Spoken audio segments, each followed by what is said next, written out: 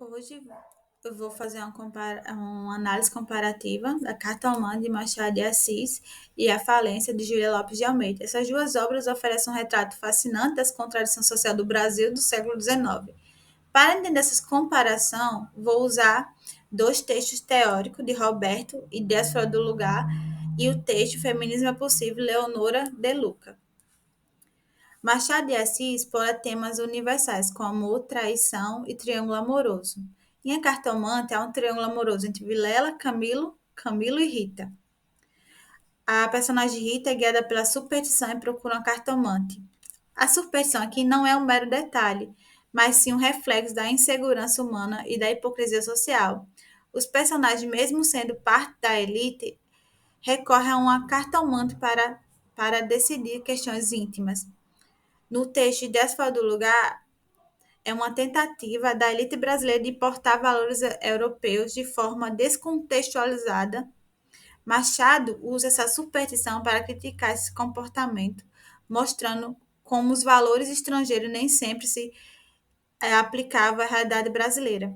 Júlia Lopes de Almeida aborda a decadência de uma família rica, destacando o papel da família e uma mulher que assume a tarefa de uma dos negócios da casa e dos negócios quando a família enfrenta problemas financeiros. Diferente de Machado, Júlia Lopes de Almeida trata diretamente dos temas de gênero, mostrando uma luta feminina por espaço e voz em uma sociedade patriarcal.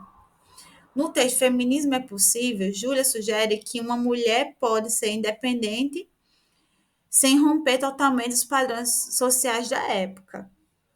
No texto De Fora do Lugar, tanto Machado quanto Júlia representam essa importação de valores europeus, em que a cartomante vê isso de forma como os personagens misturam modernismo com superstição.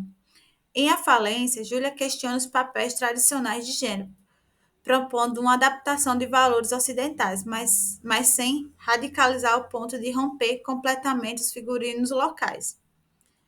No Feminismo é Possível, De Luca analisa que Júlia Lopes de Almeida não depende da revolução do papel da mulher, mas sim da mudança gradativa e adapta à sociedade brasileira. Em A Falência, Camille se destaca como uma mulher que, mesmo dentro dos limites patriarcais, consegue exercer influência e tomar decisões refletindo o feminismo adequado ao seu contexto. Machado de Assis foca mais na relação interpessoais e na fraqueza humana, enquanto Júlia Lopes de Almeida aborda diretamente as questões de gênero e papel da mulher. A Cartomante é uma história mais fatalista, onde as decisões do personagem conduzem ao final trágico, refletindo uma crítica sutil à sociedade. Em A Falência, a história é mais realista, com foco nas consequências práticas da crise familiar e nas restrições sociais enfrentadas pela protagonista. Ambos os autores criticam a elite brasileira e suas contradições. Em A Cartomante, o adultério é superstição reflete a hipocrisia moral e a tentativa de adotar ideias estrangeiras sem sentido prático. Já em A Falência, Júlia critica as limitações impostas às mulheres, mas sugere que elas podem encontrar brecha para se afirmarem mesmo dentro das regras impostas pela sociedade. Em resumo, tanto a cartomante quanto a falência revelam aspectos de uma sociedade em transição, onde os valores e costumes europeus tentam se adaptar ao contexto brasileiro, enquanto Machado critica o comportamento humano e as ideias desajustadas do cenário local, Júlia explora condições femininas e aponta caminhos possíveis para a autonomia, mesmo em uma sociedade restritiva. Essas obras mostram que não apenas o dilema individuais de seus personagens, mas refletem as contradições e desafios de uma época. Machado de Assis e Júlia, cada um à sua maneira, oferece uma visão crítica, instigante à sociedade brasileira do seu tempo.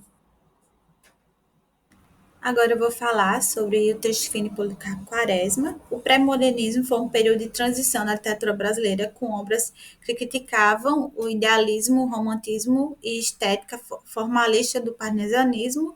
Os autores pré-modernistas ficaram preocupados em mostrar o Brasil como eles realmente eram, um país com profunda desigualdade do modernismo, com o atraso e o preconceito. No caso, Lima Barreto era uma preocupação evidente na forma como ele construiu a narrativa de Policarpo Quaresma. Seu romance, Policarpo Quaresma, é um grande patriota, sonhador que tem um amor incondicional pelo Brasil e tenta de diferentes maneiras contribuir para o progresso do país.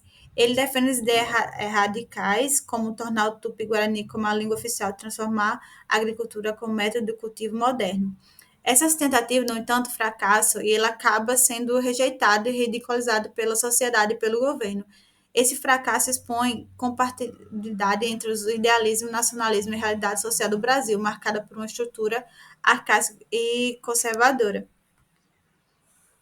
Lima Barreto, ele próprio descende da africana, traz uma narrativa com representação realista e crítica da situação dos negros no Brasil pós-abolicionista. No romance, ele descreve a realidade dos negros, que, embora livres, continuam marginalizados e excluem a sociedade. A obra expõe o preconceito racial, a falta de inclusão dos negros e a vida social, econômica, política e país, mostrando que a abolição nos trouxe a verdadeira igualdade e justiça que expõe a população.